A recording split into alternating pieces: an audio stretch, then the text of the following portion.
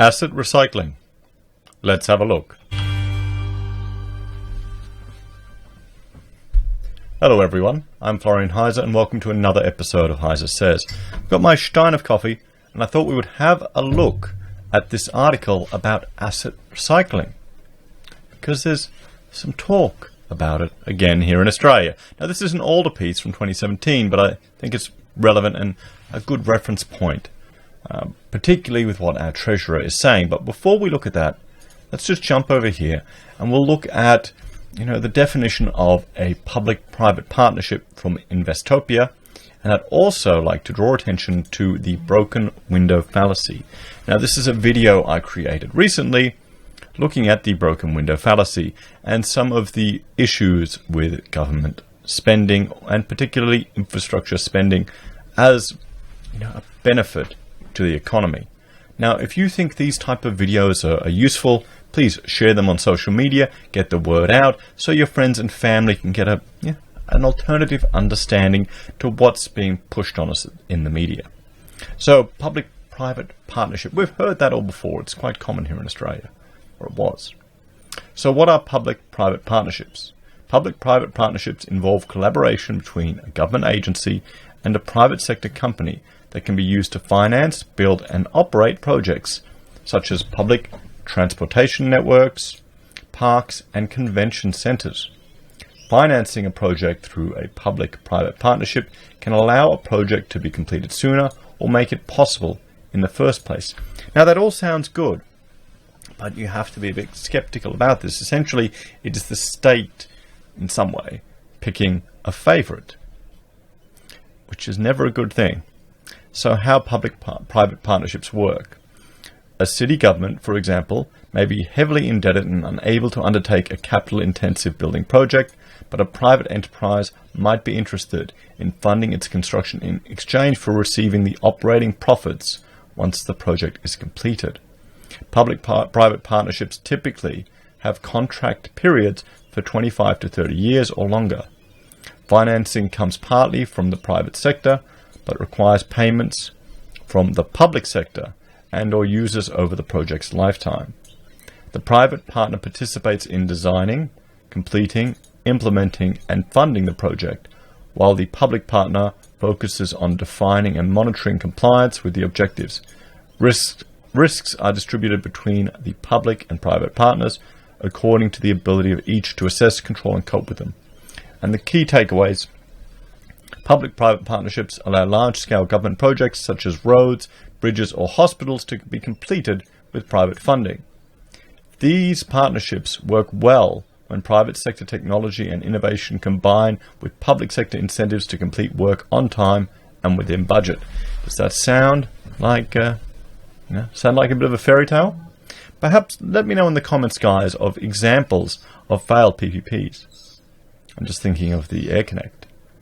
Risks for private enterprise include cost overruns, technical defects, and an inability to meet quality standards, while for public partners, agree upon usage fees may not be supported by demand, for example, a toll road or a bridge. So that gives us an overview of it. Advantages and disadvantages. I'll link to this, you can have a look at it in your own time. But we can see here what a PPP is. Now, let's have a look at asset recycling. It's just essentially rebranded PPP. So I'm going to have a shot of my stein. And yes, I did not last very long. For those of you that watched my video this morning, trying to take a break from coffee. Donald Trump wants to privatize public assets and use the profit to fund other projects. A series of disasters have killed off the model in Australia. So remember, this is from 2017, and now we're having people calling for it again. Australia has long been an importer of second-hand American ideas, many of them well past their use-by date on the home market, so it's interesting to see the trade flowing in the other direction for once. How does that make you feel, guys? As the Trump administration tries to find a way to finance its promised infrastructure investments without spending public money, it has looked to Australian experiments in innovative public financing, generally referred to as public-private partnerships. The most recent version, going under the name asset recycling, involved selling off public assets and using the proceeds to finance new investments. Viewed from the other side of the planet, asset recycling may look new and exciting. In reality, however, it was the last gasp of a failed model. The government's asset recycling fund, established in 2014, was shut down in 2016 with barely half of its budget allocation spent. The core problem with the recycling idea is that income-generating assets were sold to finance new investments that did not generate income. Well, there you go. Sounds like a rather silly business model, doesn't it? Selling something that generates income and investing it in something that didn't. Rather like selling your house to buy an expensive car. Or maybe what's happened in America is taking some of the equity in your house to buy an expensive car. This is a trick that can only be done once and leaves governments with increased net debt. This end of asset recycling has been part of a broader reaction against privatization and PPPs, a reaction which has swept a number of state governments from office. After decades of trying to reduce public debt through these measures, Australian governments have finally realised the best way to get the job done is to do it yourself. This was brought home in the recent federal budget. The budget included more than $6 billion for a 1,200 inline rail freight line, funded almost entirely by borrowing. A short section, including 5 miles of tunnel at the end of the line, is to be funded by a PPP. In the lead up to the budget, Treasurer Scott Morrison rediscovered the distinction between good debt used to finance investment and bad debt used to finance current expenditure. This is just one of many examples. Following a series of blackouts in its privatised electricity grid, the South Australian Labor state government announced that it would build its own gas-fired power plant. Well, how times have changed. The federal government initially attacked the move, but then decided to emulate it, announcing a massive expansion of the privately owned Snowy hydroelectric scheme. The roots of the failure go back to the 1980s and 90s. Desperate to avoid borrowing but still keen to build new infrastructure, governments used all manner of expenditures to induce private firms to do the job. The resulting deals, unsurprisingly, were highly profitable to private investors. It was in this period that Macquarie Bank, a leading participant in PPP deals and owner of privatized monopolies, became known as the millionaire's factory. Over time, however, here's the issue. It's these government-created monopolies. Over time, however, governments looked harder for value for money and were more reluctant to bail out failed private infrastructure investments. Investors, on the other hand, having seen the high returns from the early deals, were eager to bid for more, even if that meant making overly optimistic assumptions about variables like traffic flow on toll roads. This time around, it was the investors who lost out in projects, notably including tunnel projects in Sydney and Brisbane. The peak of absurdity was reached with the Airport Link tunnel project in Brisbane. Shares in the project were sold on a part-paid basis, meaning that shareholders were obliged to make further payments. When it became clear the project was a flop, the value of the shares fell to a fraction of a cent. Some naive investors bought large numbers, not realizing that they were incurring huge obligations. More cannily, a green mailer bought enough shares to obtain majority control, threatening to shut the whole project down unless he was bought out. The tunnel's underwriter, Macquarie Bank, faced the risk of heavy losses, duly obliged. Okay, that's interesting. I didn't realize that's how it finished up, because I remember hearing the media, all mum and dads buying into it. Well, there you go. There you go. A series of disasters of this kind and diminished appetite for risk following the global financial crisis killed off the traditional PPP model in Australia.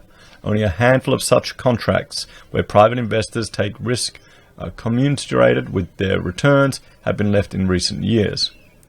There have been a variety of attempts to keep the idea going, such as availability payments and support debt. The common thread is that unlike the traditional model, financing relies on hidden government borrowing or guarantees. After many attempts to develop a workable light bulb, Thomas Edison is supposed to have said, "I haven't failed, I've just found 10,000 things that wouldn't work." The Australian government had a similar experience in trying to fund public infrastructure without going into debt. Edison found a light bulb in the end. Australia may not have found a light bulb, but it has provided the world with a lot of experience on what doesn't work. So this is an interesting overview of asset recycling, particularly here, and this is an article from the Australian, and I'll just zoom in here, where the states are pushing to bring back asset recycling, and this was from today, an hour ago. So Treasurer Josh Frydenberg has rejected a push by the states to bring back federal incentives for state asset recycling, a privatization scheme designed to help fund large infrastructure projects. So just based on what we've read just recently of some of these failed projects, just 2 years ago, we now have the states calling for the same thing. Speaking ahead of a meeting with his state and territory counterparts at Parliament House on Friday to discuss boosting growth and productivity, Mr. Frydenberg said he did not support the measure. The states don't need any financial incentives to recycle their assets. They've shown a willingness and an ability to do that in the past, and we will leave them to do that in the future, he told Sky News. We will continue to partner with state governments on really important projects. The Treasurers' meeting, known as the Council on Federal Financial Relations, will see them put their heads together to work on fast-tracking infrastructure projects across the country to boost the economy. Mr. Frydenberg said climate change's effects on productivity would not be on the agenda. Well, good. Well, no, actually, it should be. We're having protesters every day glue themselves. They are having an impact, a financial impact, on our cities. They're costing us money and resources and reduced capacity. So, he told Sky News he had blocked the RBA Deputy Governor from addressing the issue. He said there were other forums to raise those concerns, and the Commonwealth wasn't interested in introducing new climate taxes as raised by other states. I mean, why are we even talking about this when the economy is in such trouble? Guys, I mean, come on. Speaking on ABC Radio, Mr. Frydenberg said a dinner on Thursday showed there was a positive mood among the gathered treasurers. There's an understanding that we need to put our political differences aside and get on with the job of serving our constituents. He told ABC's AM had agreed on key areas, including road taxes for heavy vehicles, the NDIS, and environmental approvals for projects. Well, there you go. So guys, what do you think? Do you think asset recycling is the fantastic solution to our economic woes, or are we going to have more of the same issues? Do you agree with the government picking favourites? Let me know what you think in the comments. Like, share and subscribe. If you enjoy this content, I have a subscribe site and a Patreon where you can help me. Every little bit helps. Guys, take care, and I'll talk to you next time. Bye for now.